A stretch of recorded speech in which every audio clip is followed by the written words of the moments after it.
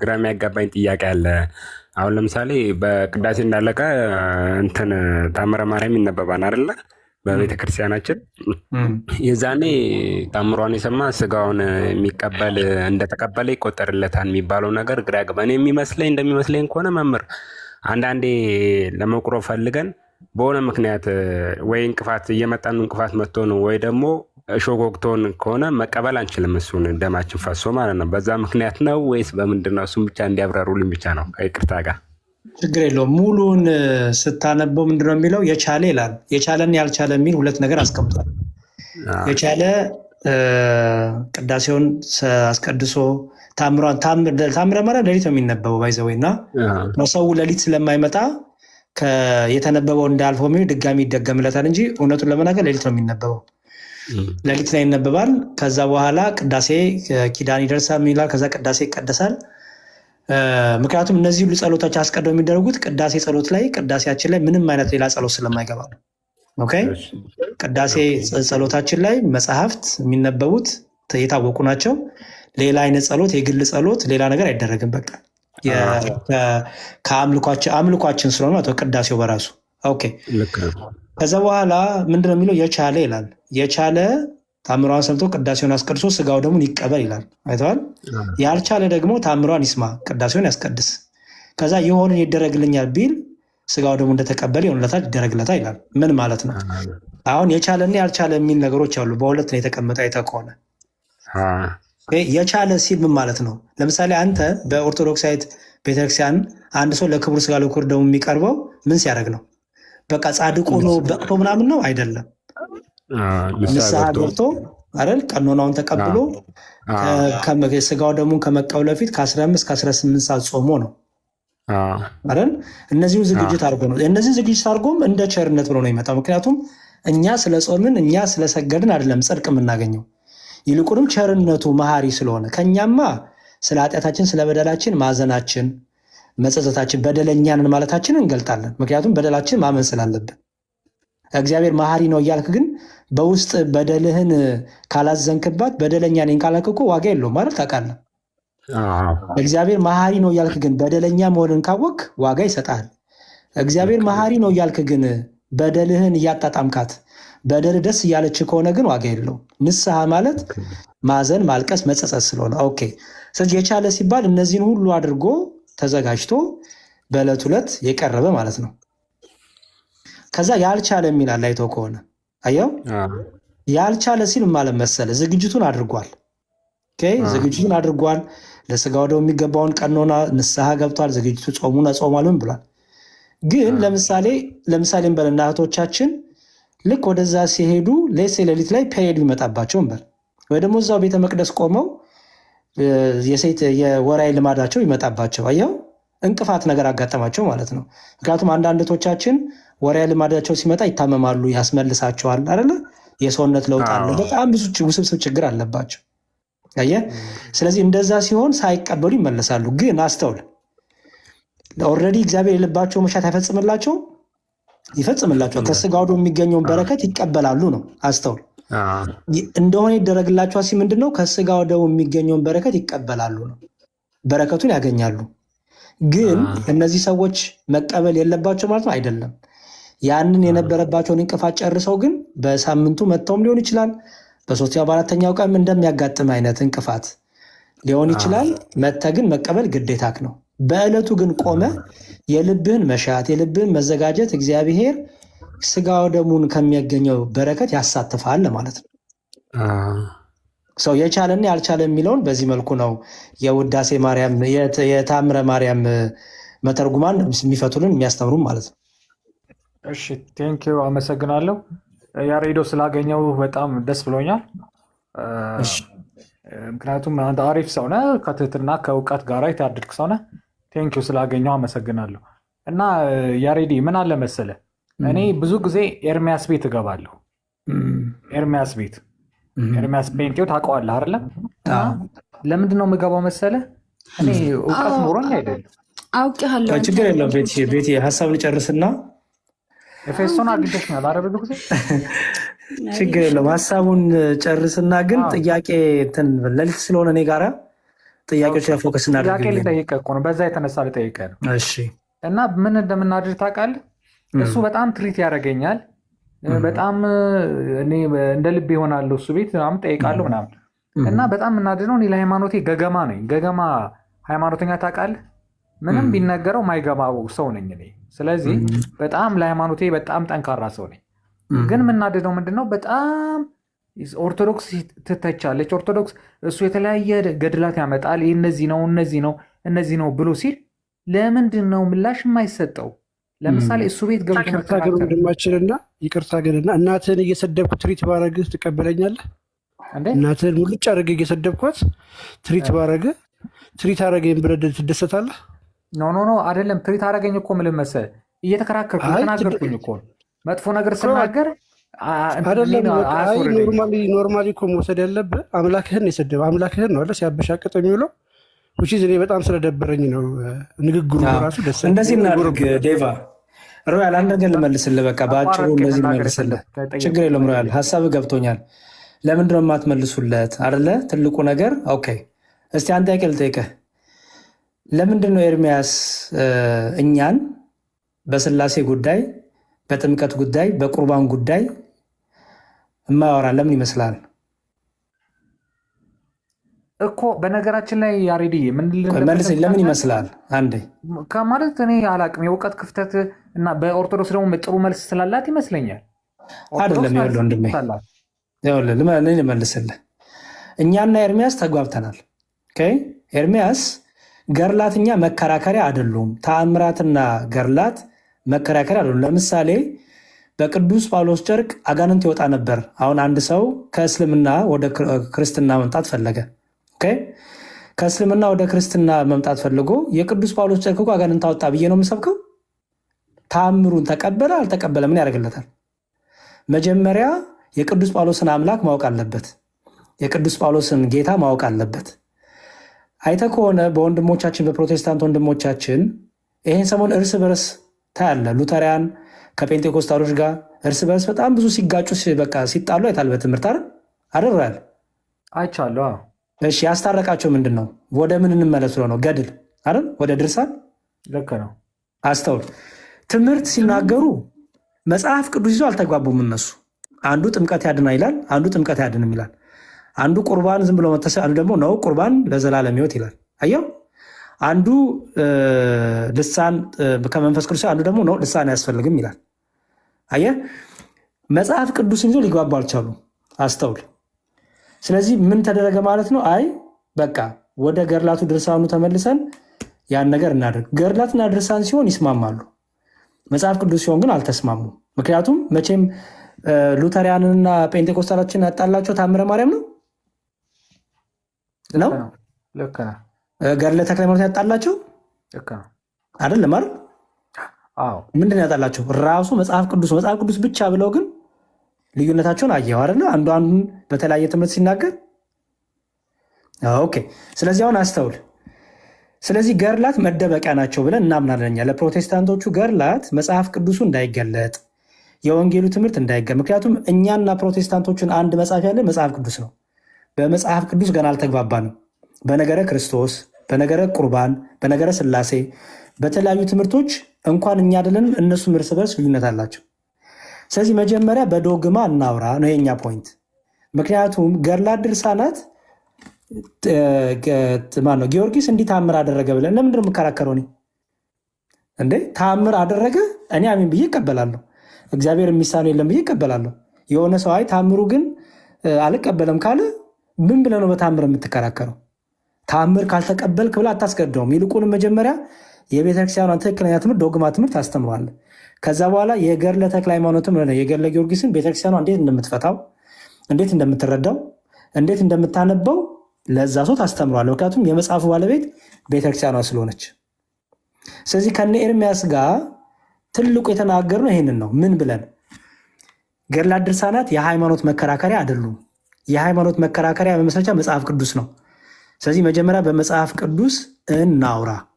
ይሄንን አልሆነም፣ እምቢ ብሏል እሱ። መዝሙርዬ ምን እንደሆነ ታውቃለህ አንተ? በእናንተ ኮረጃ አሁን በነገራችን ላይ ከይቅርታ ጋር ይበቃል። አንድ ጠይቀዋል መለሰልህ። በጣም ብዙ ጥያቄ ያላቸው ልጆች ስላሉ እነሱ እናስተናግድ ነው ማለት ነው። ስለዚህ እንደሱ እናደርጋለን። ጥያቄ ግን አንተ ያለን ጥያቄ አቅርብልኝ። በቃ አንድ ጥያቄ ልጠይቀው። ጥያቄ ከምታደርገው በመጽሐፍ ቅዱሳዊ ነው። መጽሐፍ ቅዱሳዊ ላይ ጥያቄ ካለ ምንም ችግር የለውም። ባታጣልፊኝ ጥሩ ነው። ኖርማሊ በጣም ለምን እንደሆነ ታውቃለህ? አንደኛ ነገር ምንም የማይጠቅም ስለሆነ የምታወራው ነገር የማይጠቅም ስለሆነ ለዛ ነው ማቋረጥ። ምክንያቱም በጣም እንደዚህ እያደረጋችሁ ግን ሰው አታርቁ፣ ኦርቶዶክሳውያን አታርቁ። አንድ ሚዩት አድርግልን። ቆይ ይኸውልህ ኦርቶዶክስ የምትሆኑ ለእኔ ብለህ ለሆነ ሰው ብለህ አይደለም። ኦርቶዶክስ የምትሆነው እገሌ ስለገፋ እገሌ ስላቀፈ አይደለም። አንድ ቆይ ሮያል አንዴ ለአንተም ለሁሉ መናገር ስለፈልግ ነው። ኦርቶዶክስ የምትሆነው አንድ ኦርቶዶክስ የሚሆነው ስለታቀፈ ስለሞቀው አይደለም፣ ስለቀዘቀዘው ስለተሰደበም አይደለም። የምትሆነው የዘላለም ሕይወት ፈልገ ነው የምትመጣው። እንዲሁም መጽሐፍ ቅዱስ የሚለው የተገፋችሁ ጊዜ ደስ ይበላችሁ ነው የተባለው። ኦኬ የሆነ ነገር ቢደርስባችሁ ብትሰደቡ ደስ ይበላችሁ ነው የሚለው። ተገፋ ብሎ የሚል አንድም ቃል የለም። ስለዚህ ኦርቶዶክስ የምትሆነው ለራስ ጥቅም ነው። የሆነ ሰው ቢወድህ እና ቢጠላህ መውደዱና መጥላቱ የዘላለም ሕይወት አይሰጥም፣ የዘላለም ሕይወትም አይነሳም። የዘላለም ሕይወት የሚገኘው በምታምነው እምነት፣ በመጽሐፍ በምታደርገው መንፈሳዊ ፍሬ ነው። በጸጋው በምትጠቀምበት ጸጋ ነው። ስለዚህ አይ ዶንት ቲንክ ይህን ነገር እኔ አልቀበልህም። ስለዚህ ምን እናድርግ መሰለህ? የኤርሚያስን በተመለከተ 4-5 ዓመት ሙሉ ይህንኑ መልስ መልስ ቆይተናል። ስለዚህ እሱ ይቀጥል፣ ገርላቱን እየተሳደበ ምን እያለ ይቀጥል። አንደኛ ገንዘብ ማግኛ ነው ባይዘወይ። ስለዚህ የሚቆም ነገር አይደለም፣ ገንዘብ ማግኛ ነው። እሱና ትዝታው ይህን ማድረጋቸው የሚገርም አይደለም። ምክንያቱም በቃ ገንዘብ ማግኛ ነው። ትዝታው አንድም ቀን ስለ ራሱ ቤተ እምነት አስተምሮ አያውቅም። አይተው ከሆነ ዩቲዩቡን ለምን ይመስላል? በቃ እንጀራ መሸቂያ ነው። ገርል ደርሳን ለገድለ ድርሳናት መልስ ተሰጥቷል። እኛም ሰጥተናል። የተለያዩ ሰዎችም መልስ ሰጥተዋል። ግን አሁንም አይተውትም። ምክንያቱም ገቢ ማግኛ ነው፣ ኢንካም መሰብሰቢያ ነው፣ ጊፍት መሰብሰቢያ ነው፣ የቤት ኪራይ መክፈያ ነው፣ ጡጦ ልጅ ማሳደጊያ ነው። ገርላቱ እንዲህ ነው ብንል እንኳን አይቀበሉንም። ከተቀበሉንማ ገቢ ሊቀንስ ነው። አየህ። ስለዚህ ገርላቱ ይሄ ነው እንኳን ብንል አይቀበሉንም። ምክንያቱም በራሳቸው የተረጎሙት ስለሆነ የቤተክርስቲያኗን ትርጉም አልቀበልም ስላሉ። ስለዚህ አልቀበልም ካለ ሰው ጋር ሄደ ምን ብለው ነው የምትከራከረው? በመጽሐፍ ቅዱስ እናውራ ስትለው ያልፈለገ ሰው በገርላት አውራ ስትለው ደስ ካለው ይሄ ምን ጊዜ ማጥፋት ነው የሚሆነው ማለት ነው። አሁን ያንተን ጥያቄን ጠይቀኝና እንጨርስ። መዝሙርዬ ይኸውልህ አንተን እኔ ልንገርህ ፎሎ ያረኳቸው ሰዎች ራሱ 7 ነው 6 ሰዎች ናቸው። ከዛ ውስጥ አንተ ነው ኦርቶዶክስ ምርጥ ወንድሜ አንተ ስለሆንክ አንተ ነው ፎሎ ያረኩት ከኦርቶዶክስ አንተና ጋዲሳን። ስለዚህ እኔ ዛሬ ስላገኘው መናገር የፈለግኩት ነገር እኔ እውቀት ኖሮኝ አይደለም። እኔ በዓለም ላይ በጭፈራ ላይ ያለው ሰው ነኝ። ግን በጣም ሃይማኖቴ ስለምታስቀናኝ ቀናይ ስለሆንኩኝ ኤርሚያስ ቤት ሆነው የሚያዳምጡ ሰዎች በጣም አሁንም ላስቆም ነው። ጥያቄን አቅርብልኝ ፕሊዝ። እምነት ላይ ያለ ጥያቄ ካለ ይኸውልህ አንድ ነገር ልንገር ወንድም፣ እምነት የሚባለው ነገር መውደድ በሚል ነገር የሚገለጽ አይደለም። እምነት የሚባለው ነገር በመማር በማስተዋል ስለምጠይቁ ጥያቄ መልስ በመመለስ የሚገለጥ ነው። የፈለገ የእምነት ፍቅር ቢኖርህ የፈለገ እምነትን ብትወድ ብትጠየቅ ግን ጥያቄ መለስ የማትችል ከሆነ ለትምህርት ጊዜ የማትሰጥ ከሆነ መማር በሚገባ እድሜና ጊዜ ሰዓት መማር ካልቻልክ የመማር ኢንተረስቱ ሳይኖርህ እምነቴን ብቻ ወዳለሁ ብትል ይሄ አግባብ አይመስለኝም። ስለዚህ አንተ ማድረግ ያለብህ መሰለ ወንድም አለም፣ አንተ ማድረግ ያለብህ እስቲ የምትማሩበትን ግሩፕ ክተቱኝ በለኝ ልማር። ኦርቶዶክስ እምነቴን በቃ ከማፍቀር በላይ ደግሞ በእውቀት ማወቅ እፈልጋለሁ። ስለዚህ ልማር። እስቲ የማላቃቸው ክፍተቶች አሉ። መጀመሪያ አስቀድሜ እነዚህ ሃይማኖታዊ ትምህርቶች ሚስጥረ ስላሴ፣ ሚስጥረ ስጋዊ፣ ሚስጥረ ጥምቀት፣ ቁርባን፣ ትንሣኤ ሙታን 5 አዕማደ ሚስጥራትን ተማር። ከዛ በኋላ ደግሞ 7ቱ ሚስጥራት ቤተክርስቲያን ይባሉ አሉ። እነዚህን ትማራለህ። ከዛ በኋላ ደግሞ ነገረ ቅዱሳን፣ ነገረ ሰማዕታት፣ ነገረ ማርያም የተባለ ደግሞ የሚሰጥ ትምህርት አለ። ከዛ ደግሞ በቤተክርስቲያናችን ገድላት ድርሳናት ደግሞ እንዴት ይታያሉ? ገድል በራሱ ማለት ነው፣ ድርሳን ማለት ነው፣ ተአምር ማለት ነው፣ እንዴት ነው የምንረዳቸው የሚለውን ደግሞ እነዚህ ሁሉ ትማራለህ። ስለዚህ እኔ ደስ የሚለኝ ነገር መሰለ ልማር በለኝ። አሁን ኤርሚያስ በዚህ ወጣ፣ ኤርሚያስ በዚህ ገባ፣ የራሱ ህይወት ነው። አንተ ግን ኦርቶዶክሳዊ ስለሆንክ ልማር በለኝ። የምማርበትን ነገር አመቻቹልኝ፣ መጽሐፍ ትላኩልኝ። እንደዛ ማለት ትፈልጋለህ? እሺ እኔ መናገር የፈለግኩትኝ ይሄን ነው። በቃ ሌላ ነገር አላልኩም። በጣም ጥሩ ጥያቄ ፎሎ የለኝም። ላድርግ። ያልኩትኝ እኔ እናንተ ቲክታክ ላይ ስለዚህ ህዝቡ ዝም ብሎ ጴንጤ ቤት እየገባ ወይ ጉድ ኦርቶዶክስ ሮያል ምናምን ለሚለው ፐርሰናል በእናታችሁ እንዴ ኢንተራፕታችሁ የህዝብ ተወካዮች ነህ እንዴ? ልናገር ቆይ ዴቭ አንድ አንድ ይሄ እኮ ነው በጣም የምናድደውን ምን አልኩኝ እኔ ያልኩትኝ አንድ ነገር እኮ ነው ኤርሚዬ። ሮያል አንዴ ቆይ ስማኝ ወንድሜ ቆይ ስማኝ። ይኸውልህ ኤርሚያስ ቤት የሚደረገው ነገር የኔና ያንተ ጉዳይ አይደለም። የኔና ያንተ ጉዳይ ሊሆን የሚገባው መጀመሪያ እዛ ገብተው ሰዎች ናቸው። አንተ መጀመሪያ ራስህን አድን። አንተ መጀመሪያ ራስህን አውጣ። ምን በማድረግ በመማር ኤርሚያስ ቤት እንዲህ ሰዎች እንዲሆን መቼ ሳናስተምር ቀርን? እስኪ ሮያል ንገረኝ ወንድም አለም። እኔ ቤቴን ሳልክ ስከፍት ሳላስተምር ቀርቼ አላውቅም። ወንድሞቼ ተከታታይ ትምህርት የሚያስተምሩ አሉ፣ ከአንድም 4 መምህራን። ኦኬ ተከታታይ ትምህርት ቁጭ ለተምርሃል። ካላወቅኳቸው ፎሎ አድርጋቸውና ከነገ ጀምሮ እስክሪብቶ ደፍተርን ይዘህ ተማር። አስተምሩን የሚለው ነገር ጊዜ እኮ አልሰጠም አላችሁኝ እኮ 30 ሰከንድ ብሰጡ ይምናል። እኔ እኮ ያልኩትኝ እንደኔ አይነቱ ዓለማዊ ሰው ምንም ስለማይገባው እናንተ ገድል ምናምን የሚባለውን ነገር አስተምሩን። ቤት ከፍታችሁ እነሱ የሚያወሩት ገድል እንደዚህ እያሉ የሚያታልሏችሁ ይሄ ነው ብላችሁ ብሪፍ አድርጉልን ለማለት አንድ ቤት። እሺ የመጨረሻ መልስ ልመልስልህ። ለምሳሌ ገድለ ተክለ ሃይማኖት ላይ ኤርሚያስ ለሚያነሳው መልስ ዩቲዩብ ላይ ሰርች አድርጋ አግኝተሃል? አይተሃል? ኧረ እኔ አንድ ነገር ልንገርህ፣ እኔ እምነቴንም ተጠራጥሬ አላውቅም። እሱ የፈለገውን ሲያወራ ተጠራጠር ካላልኩም እባክህ ሮያል እያዳመጥከኝ፣ እዛ እሱ ለሚያነሳው ነገር መልስ ይሰጥ አልከኝ። እሺ አልኩ፣ ሰማሁህ። ለምሳሌ ገድለ ተክለ ሃይማኖት ላይ ለሚያነሳው፣ ተአምራም ላይ ለሚያነሳው፣ ጊዮርጊስ ላይ ለሚያነሳው፣ ሌሎችም ላይ ዲያቆን ዘማርያም፣ እኔ ሌሎችም መምህራን አባቶች መልስ ተሰጥቷል። ይሄንን ዩቲዩብ ላይ ገብተህ ሰርች አድርገሃል ወይ? አላረኩም። በቃ ስለዚህ የቤት ስራ አንተ መስራት አለብህ። አሁን እኮ ብታዳምጠኝ ይረዳ ነበረ። ሰው እልክልሃለሁ፣ ያንን የመለስንበትን እልክልሃለሁ። ግን አሁንም ጭንቅላት ውስጥ እንዲሰራ የምፈልገው ነገር ኤርሚያስ መቼ ነው ስለ ቁርባን የሚያስተምረው? ኤርሚያስ መቼ ነው ስለ ስላሴ የሚያስተምረው? ኤርሚያስ መቼ ነው ስለ መጽሐፍ ቅዱስ የሚያስተምረው? ኤርሚያስ መቼ ነው ስለ ጥምቀት የሚያስተምረው? ይሄንን ለምን ጥያቄ ጭንቅላት አይፈጥርብህም? ለምንድን ነው መናገር የማይፈልገው? እነዚህን ትምህርቶች ሃይማኖት ናቸው፣ መጽሐፍ ቅዱሳዊ ናቸው። ለምን ይመስላል እነዚህን ዝም ብሎ ገድላት ድርሳናትን ብቻ ማውራት የሚፈልገው? ይህን የቤት ስራ ለአንተ ልስጥ፣ አሁን አትመልስልኝ፣ ችግር የለውም። ግን ለእሱ ለሚያነሳቸው መልስ ተሰጥቷል። እሱ ልክልሃለሁ፣ እሱን አዳምጥ። ልኬ ልሃለሁ። ምንድን ነው ፎሎ ባክ መልሼ ልሃለሁ። የት ሀገር ነው ያለኸው? እኔ ዶችላንድ ነው ያለሁት። ዶችላንድ። ኦኬ በቃ ቴሌግራምን ወይ ዋትሳፕን አስቀምጥልኝና የምልክ እኔም እንኳን ለኤርሚያስ የመለስኳቸው ገድላት ድርሳናት ላይ ብዙ መልሶች አሉ። እነሱን እምልክልሃለሁ። ሌሎችም የመለሱት አለ። ዘማርያም በጣም ብዙ መልሷል። እሱን እምልክልሃለሁ። ምንድን ነው የሚያምኑት? እንዴት ነው የሚያስተምሩት? ትምህርታቸው ምንድን ነው የሚለውን አትሊስት እንድታውቁ ይረዳል። አትሊስት መቀበል ግዴታቸው አትቀበሉ፣ ችግር የለውም። ግን ምን እያልን እንደሆነ እንድታውቁም ይረዳል። እውነቱን ለመናገር በተለይ ደግሞ እስልምና ላይ ይሄ መጽሐፍ በተለይ እኔ ለፕሮቴስታንት ወገኖችም ሪኮመንድ አደርጋለሁ። በጣም ነው የሚጠቅማችሁ። ምክንያቱም እንደዚህ የተጻፈ መጽሐፍ እኔ አላየሁም። በጣም ቆንጆ መጽሐፍ ነው ይሄኛው። በተለይ አንድ አምላክ ብቻ ለሚል ይሄ መጽሐፍ ሙስሊሞቹ ራሳችሁ ገብታችሁ ብታነቡ ደስ ይለኛል። ይሄ መጽሐፍ ማለት ነው። ኧረ ክፈት፣ ተው፣ ተከፈት፣ ተው። የዲያቆን ያረጋል አበጋዝ አዲስ መጽሐፍ አለ እንደ ዲያቆን? የትኛው አዲስ መጽሐፍ ጽፈዋል? እሱ ገና አላገኘሁትም። እሺ ይኸው አንድ አምላክ ብቻ ይሁት፣ አንድ አምላክ ብቻ የሙስሊም አጠቃላይ ጥያቄዎችና መልሶቻቸው ይላል። በመጋቢ ጥበብ ሶሎሞን፣ ቀሲስ ሶሎሞን በ2007 የተጻፈ መጽሐፍ ነው። በጣም ቆንጆ መጽሐፍ ነው።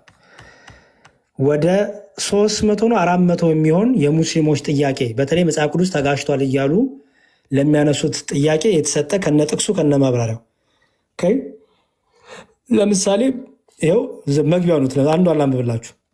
በእውኑ የእግዚአብሔር መልክ ሰውን ይመስላልን ይላል ዘፍጥረት 1:26 ወይስ አምላክ ፈጽሞ ይመስሉ የለም? ሙስሊሞች ይህን ያነሱና ተጋጭቷ ይላሉ። ለምሳሌ አዳምን በመልኩና በምሳሌው ፈጠረ ይላል ትላላችሁ ዘፍጥረት 1:26 ላይ። ኢሳያስ 45 ላይ ደግሞ የሚመስሉ የለም ይላል። አያችሁ የሚመስል የለም ይላል። ስለዚህ እንዴት ነው የምትመልሱት ብትባሉ እነሱ ወገኖቻችን ተጋጭተዋል ብለው ነው የሚያመጡት። ኦልሬዲ ጭንቅላታቸው ላይ አጋጭተውት ከዛ ተጋጭተዋል ብለው ነው ያመጡላቸዋል። ስለዚህ እንደዚህ ብትጠይቁ መልሳችሁ ምንድን ነው ነው?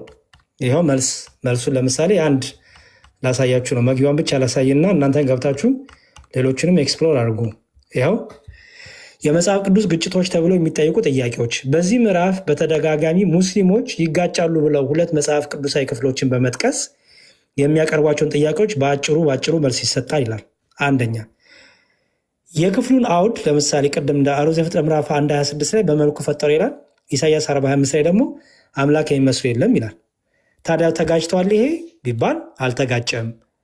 የክፍሉን አውድ ካለመረዳት የመነጨ ጥያቄ ነውና ዘፍጥረት 1:26 እግዚአብሔር ሰውን በመልኩና በምሳሌው እንደፈጠረው የሚያስረዳው የእግዚአብሔር መልክና አምሳል ጽድቅንና ቅድስናን እንዲሁም እውቀትን የሚመሳሰሉትን የሚያጋሩ ባህሪውን የሚያመለክትና የሚገልጽ ሲሆን ኤፌሶን 4:24 ማስረጃ፣ ቆላሴስ 3:10 ማስረጃ። በኢሳያስ 40 ቁጥር 28 የተጠቀሰው ግን በመለኮታዊ ማንነቱ እንደርሱ ፈጣሪ ሆኖ ሊነጻጸርና ሊታከል የሚችል ሌላ እንደሌለና ሊኖር እንደማይችል ይገልጻል። ስለዚህ ሰውን እግዚአብሔር ሲፈጥረው በቅድስናው፣ በምሕረቱ፣ በቸርነቱ፣ በባህሪው መልክ ይባላል። ይሄ እርሱን እንዲመስል አድርጎ የፈጠረው መሆኑን ዘፍጥረት 1:26 ሲናገር አያነሱም። ባይዘወይ እዚህ ያላችሁ ሰዎች እንድታቁ የምንፈልገው ይሄ መጽሐፍ በጣም ጥሩ ያሰኘው መሰላችሁ ኦልሞስት ወደ 280 የሚያክል ነው። ከዚህ ውጭ ጥያቄ አነሱም ወገኖቻችን። ተጋጨ የሚሏችሁ ሁሉ እዚህ ውስጥ ነው ያለው። ይህን ደግሞ ተጋጨ ሲሉ ደግሞ በራሳቸው ፈተው በራሳቸው መስሏቸው ለራሳቸው በሚመች መልኩ ስለተረጎሙት ነው። ጸሐፊው ግን ከመጽሐፍ ቅዱስ እያጣቀሰ ይሄ ማለት እኮ ይሄ ነው፣ ይሄ ማለት ከየት ጋር ነው የሚስማማው ከዚህ ጋር እያለ ብዙ ጊዜ የሚነሳ ከብሉይ እስከ ሐዲስ አንድ ላይ ያዘ ነው ማለት ነው። ይኸው እዚህ ጋር ሙሐመድን በመጽሐፍ ቅዱስ ደግሞ መፈለግ የሚባል ደግሞ አለ። እዚህ ጋር ሌላ አሪፍ ርዕስ በመጽሐፍ ቅዱስ መሐመድ ነብይ እንደሆነና ወደፊት እንደሚመጣ ቁርአንም እንደሚሰጥ እስልምናንም እንደሚመሰረት የሚናገረው ክፍል የት ይገኛል? ትንቢተ ኤርምያስ 29 ላይ ስለ ሰላም የተባለው ኢሰችና መልሶቻቸው ይላል። ከዛ ደግሞ በዛው ገባ ብላችሁ የቁርአን ግጭቶችንም ይሁ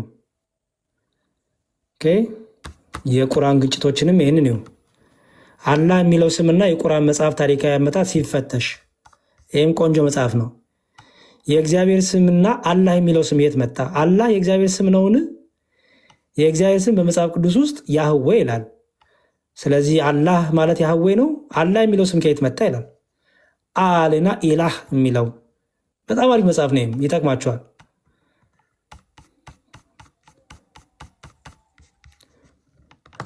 በአማርኛ እኮ አላህ እግዚአብሔር ነው ብሎ እኮ ነው የሚቀበሉት ዲያቆን 1961 ትርጉማቸው ላይ እኮ ያስቀመጡት እንደዛ ነው። አላህ የሚለው ስም በአማርኛ እግዚአብሔር የሁሉ ነገር ገዢ ማለት ሲሆን ብለው ነው ያስቀመጡት። እነዚህ ቲክቶክ ላይ ያሉ ኡስታዞች አያውቁም ይሄንን። እያየሁ ነበረ። ኢሳ በተሰቀለ ጊዜ አምላኬ አምላኬ ለምን ተውከኛል ያለም ኡስታዛይቼ በጣም ነው ሳቄ የለቀቁት። ዋናው ደግሞ እኮ መጽሐፍ የጻፈው ኡስታዝ እኮ ነው ያለው። ደግሞ እኮ ከሱ የባሰ ደግሞ የዛሬ 10 ዓመት ቤቲ ጋር መጽሐፍ የጻፈው ኡስታዝ ልጅው አምላኬ አምላኬ ለምን ተውከኛል መስቀል ላይ ያለው።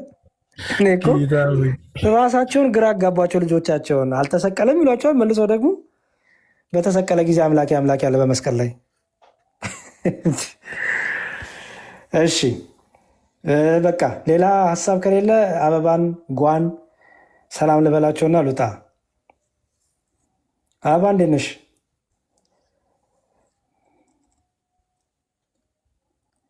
ኦኬ ወራ እሺ ጓ አለ ቆይ እንደምን አልክ ዲያቆን? ቆይ ደስ እግዚአብሔር ይመስገን። እንዴት ነሽ አበባ? እንዴት ነህ? ክብሩ ይስፋ። ደህና ነኝ በጣም።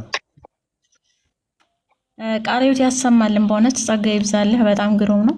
ይሄ ጭቅጭቅ ከማብዛት ይልቁንስ ወጣቱን ወደ ቴሌግራም መለስ ጥሩ ነው ብዬ አስባለሁ። ያው ልክ እንደ ላይብራሪ ስለሆነ ሰዎች ጊዜ ስተው እንዲያነቡ ረጅም ሰዓት ቻናሎችን ብታስተዋውቃቸው በጣም ደስ። ሌሎችም አሉ አይ ቲንክ ሌላ ለምን አልሰለምኩም ይላል 2018 ምናምን ላይ የተከፈተ እነ መምህር ሙሌ በሚወያዩ ሰዓት እዛ ላይም በጣም ስለ እስልምና የተጻፉ በጣም ብዙ አርቲክሎች አሉና እና ደግሞ ኦርቶዶክሳዊ ቻናል የሚል ሌላም ቻናል አለ። እሱንም በዚህ እግረ መንገድ ግን ብታስተዋውቀው ብዙዎች ሊማሩበት ይችላሉ። ኦርቶዶክሳዊ ቻናል ብዙ ሰው ያውቀዋል፣ ወደ 135,000 ሰው አለበት። እና እነዚህ በጣም ጠቃሚ በጣም አስፈላጊ ቻናሎች ስላሉ ይሄኛውንም አብረህ ብታስተዋውቀው ብዙዎች ሊማሩ ይችላሉ። እና ከዝገትም ትድናለክ ነው። አንድ ጥያቄ ላይ 1 ሰዓት እንዳይቆይ ነው ይሄ ለማለት ነው። ጸጋውን ያብዛል፣ በእድሜ በጤና ያቆይልን። አንጣክ፣ አትጥፋብን። እሺ እግዚአብሔር ይስጥልን። እኔም ስላገኘኋችሁ ደስ ብሎኛል። ብቅ ብቅ እንላለን እንግዲህ ችግር የለውም። ያው ትንሽ በዛ ያሉ ነገሮች ስላሉ ነው እንመጣለን። እሺ ሌላ ሀሳብ አለ? ሰላም ብያለሁ ዲያቆን፣ እንዴት አሉ? እግዚአብሔር ይመስገን። ባደረሰን በአማን ተንሥአ እሙታን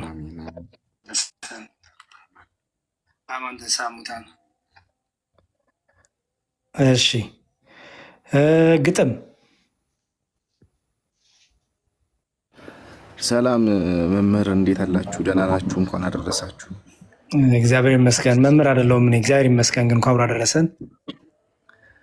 አሜን አሜን። ያው ማለት በብዛትና ከእናንተው ስለምንማር ለዛ ነው እኮ መምህር የምንላችሁ። አያንሱባችሁም፣ እንዲሁም ማለት አይበዛባችሁም፣ ያንሳል እንጂ። መልካም። እሺ ይሁን። ጥያቄ አለ እንዴ ወንድም አለም?